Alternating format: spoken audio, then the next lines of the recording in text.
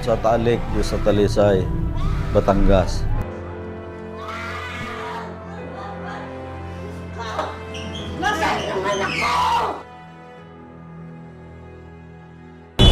Noon po nawawala na po kami ng pag-asa na biglang tahimik na naghihintay po kami ng update pero wala po kaming makunan.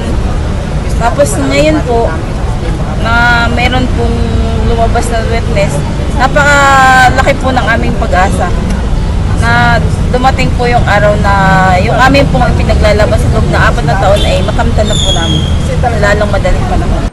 Pahayag ito ni Janice Esplana, isa sa kaanak ng mga nawawalang sabongero, sa pag-asang makakamit pa rin nila ang hustisya ilang taon na mula nang mapaulat na nawawala mga ito. Ngayong 2025, isa sa pumutok na malalaking balita ang pagtukoy sa kinalalagyan ng mga labi ng mahigit 30 missing sabongeros. Hulyo nang muling uminit ang usapin sa missing sabongeros matapos lumutang ang whistleblower na si Julie Dondon Patidongan o si alias Totoy. Sila ang kumukuha ng mga missing sabongero galing sa farm.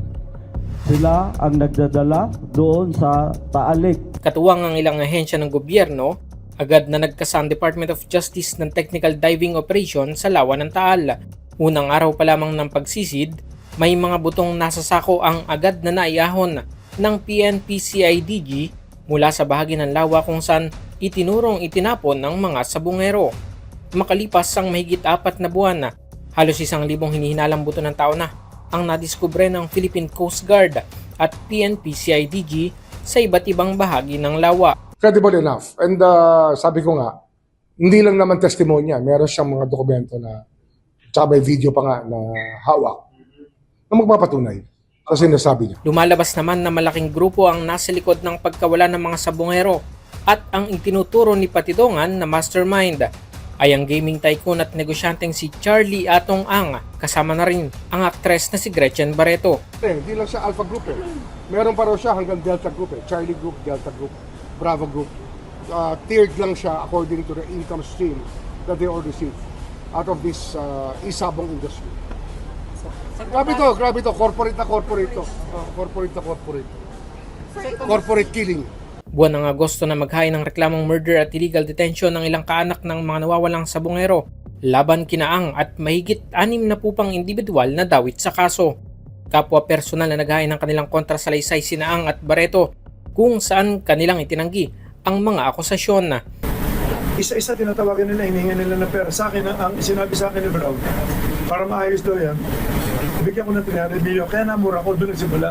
As early as February, bago siya mag-file, bago siya gumawa ng affidavit.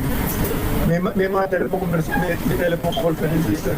Actually, mapapatunayan ko sa inyo yan in the future. Depende sa kaso kasi, na talagang sila ang nakikiusap talaga na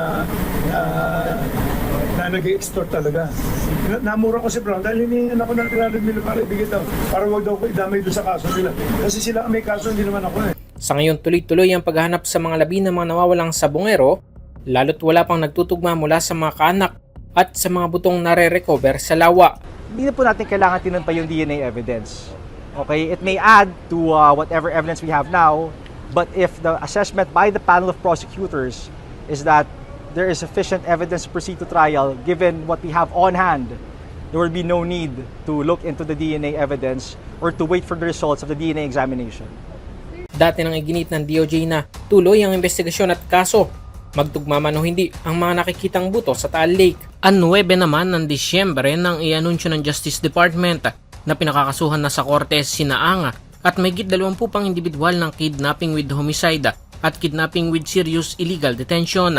Pero nitong December 12, naghain ng motion for reconsideration ng kampo ni Ang kaugnay para iapela ang resolusyon na umano'y minadali at posibleng may pressure mula sa taas. Sa kabila ng motion, nanindigan ng DOJ na tuloy ang pagsasampa ng kaso sa korte at hindi ito mapipigilan ng inihaing motion. Sabi ni Esplana, na tiyahin ng nawawalang si Mason Ramos, patuloy sila magtitiwala sa hustisya at hindi sila magpapasilaw sa anumang ialok na pera para regluhin ang kaso. Hindi po nabibili ng pera ang katahimikan po ng isang kaluluwa. Si God po ang makakapagbigay nun. Kaya hindi po kami mabibili. Kasama mo sa RMN Manila para sa RMN News Year-End Report, Radyo Manjairos, Peña, Florida, Tatak RMN.